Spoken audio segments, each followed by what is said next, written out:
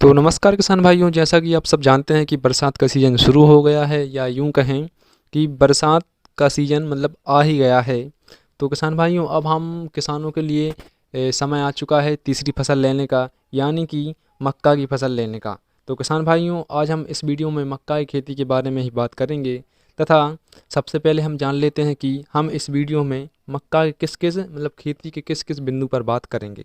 तो सबसे पहले किसान भाइयों, हम करेंगे बात मक्का के लिए भूमि चयन का, तथा मक्का की बुआई से पहले खेत तैयार कैसे करते हैं इसके बारे में बात करेंगे। और किसान भाइयों, मक्के की बुआई का सही समय क्या है, मक्का में कौन सा बीज इस्तेमाल करें ताकि अधिक से अधिक उत्पादन ले सकें, मक्का में कौन सा कीटनाशक डालें, तथा मक्का में खरपतवार नियंत्रण कैसे करें, तथा मक्का की खेती में खाद कब डालें और कौन सा डालें, और किसान भाइयों मक्का की तुड़ाई कब करें। तो चलिए किसान भाइयों, शुरू करते हैं बिना किसी देरी के। तो किसान भाइयों, मक्का की खेती के लिए मतलब हर प्रकार की भूमि या मिट्टी सही मानी जाती है, लेकिन किसान भाइयों यदि आपके पास दोमट मिट्टी या बलुई माटीदार मिट्टी तथा उसमें पानी के निकास के लिए उत्तम व्यवस्था हो, तो यह मिट्टी मक्का की खेती के लिए उत्तम है। अब बात करते हैं किसान भाइयों, भूमि तैयार कैसे करें, यानी कि मिट्टी तैयार कैसे करें, अपने खेत की कैसी जुताई करें। तो किसान भाइयों, मक्का की बुआई से पहले आप जिस खेत में मक्का की बोनी करने वाले हैं उस खेत की गहरी जुताई कर लें। गहरी जुताई से मतलब लगभग 15 से 20 सेंटीमीटर गहरी जुताई करने के बाद आप पाटा चलाकर खेत को समतल कर सकते हैं, या आप रोटावेटर भी चला सकते हैं। इस तरह खेत की जुताई करने का उद्देश्य एक ही है, खेत की मिट्टी को भुरभुरा बनाना होता है। तो फसल से अच्छी पैदावार लेने के लिए मिट्टी की तैयारी करना उसका प्रथम पड़ाव होता है, जिससे हर फसल को गुजरना पड़ता है। ये हम सब किसान जानते हैं। मक्का की फसल के लिए खेत तैयार करते समय यदि आपके पास 5 से 8 टन गोबर की अच्छी सड़ी हुई खाद हो, तो आप उसको पूरे खेत में अच्छी तरह बिखरा बिखरा दें।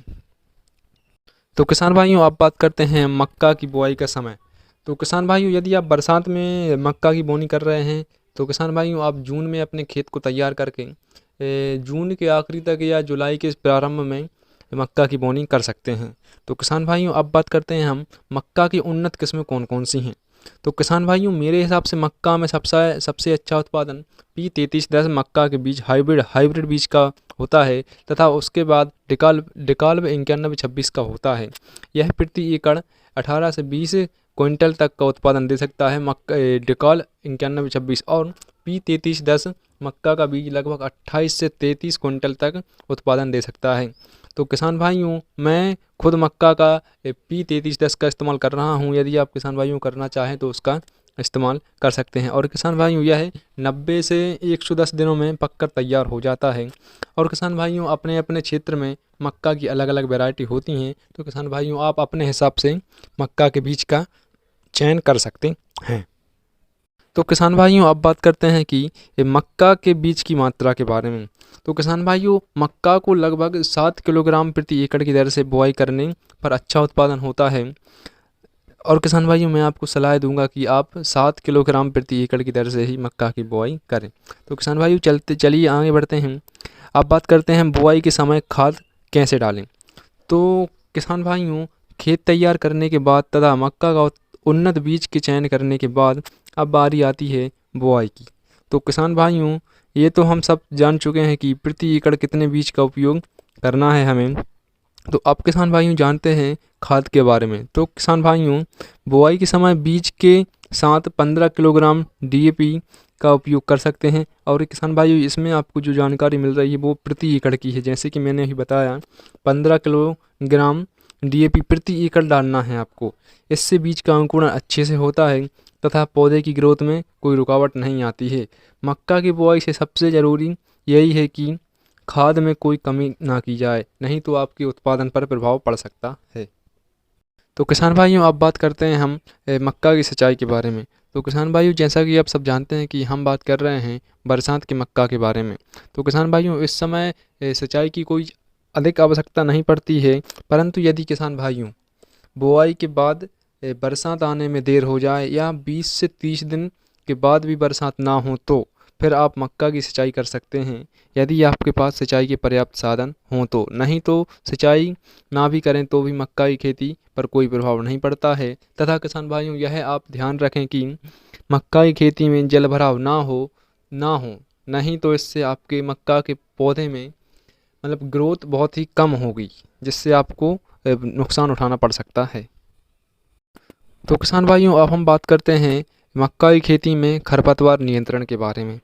यदि किसान भाइयों आपके खेत में खरपतवार की समस्या होती है तो यह किसान भाइयों बड़ी समस्या है, क्योंकि खरपतवार से फसल की उत्पादन क्षमता में 30 से 35% की गिरावट आ सकती है। तो किसान भाइयों, खरपतवार नियंत्रण के लिए आप प्रति एकड़ ज़मीन में बुआई से पहले 500 से 800 ग्राम ईट्राजीन का छिड़काव कर सकते हैं। इससे खरपतवार पर नियंत्रण किया जा सकता है। और यदि किसान भाइयों आपकी फसल खड़ी है, बड़ी हो चुकी है, तो आप लॉन्डिस नामक खरपतवार नाशक का छिड़काव करने से भी सभी तरह के खरपतवारों से छुटकारा पा सकते हैं। किसान भाइयों, अब बात करते हैं हम सबसे ज़रूरी चीज़ के लिए, जो कि मक्का की खेती में सबसे ज़रूरी है।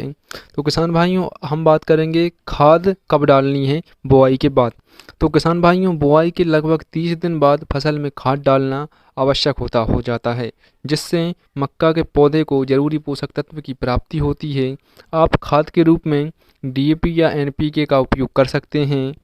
और किसान भाइयों, आप इस खाद को पेड़ की मतलब मक्का के पौधे की जड़ में डालें, ना कि उसका छिड़काव करें। यदि आप छिड़काव करते हैं तो यदि मक्का के ऊपर जो उसकी चुंगी टाइप की रहती है, जो मतलब बढ़ावदार होती है, यदि उस पर DAP या NPK पड़ता है तो वह गल जाती है। तो किसान भाइयों, आप DAP या NPK का उपयोग उसकी जड़ों में ही डालते हुए करें। तो किसान भाइयों, अब बात करते हैं हम कीटनाशक की। यदि किसान भाइयों आपके मक्का की खेती में कीट या फुद्दी या इल्ली की समस्या हो तो आप उसकी जानकारी आपके पास जो दवाई विक्रेता केंद्र है वहाँ पर मतलब लेकर जा सकते हैं, वहाँ से दवाई लेकर आ सकते हैं। परंतु किसान भाइयों, अधिकतर मक्का में इल्ली का प्रकोप कम ही होता है। तो किसान भाइयों, इतना सब करने के बाद अब मक्का को पकने का इंतज़ार करना है तथा उसकी कटाई करके गहाई कर लें। इस तरह यदि आप किसान भाइयों मक्का की खेती करेंगे तो आप लगभग 25 से 30 क्विंटल प्रति एकड़ की दर से मक्का का उत्पादन प्राप्त कर सकते हैं। और किसान भाइयों, यदि आपको मेरा यह वीडियो अच्छा लगा हो तो अपना छोटा भाई समझकर इस वीडियो को सब्सक्राइब करें, इस चैनल को सब्सक्राइब करें तथा वीडियो को लाइक तथा कमेंट करके मुझे अवश्य बताएं। धन्यवाद किसान भाइयों। जय राम जी किसान भाइयों।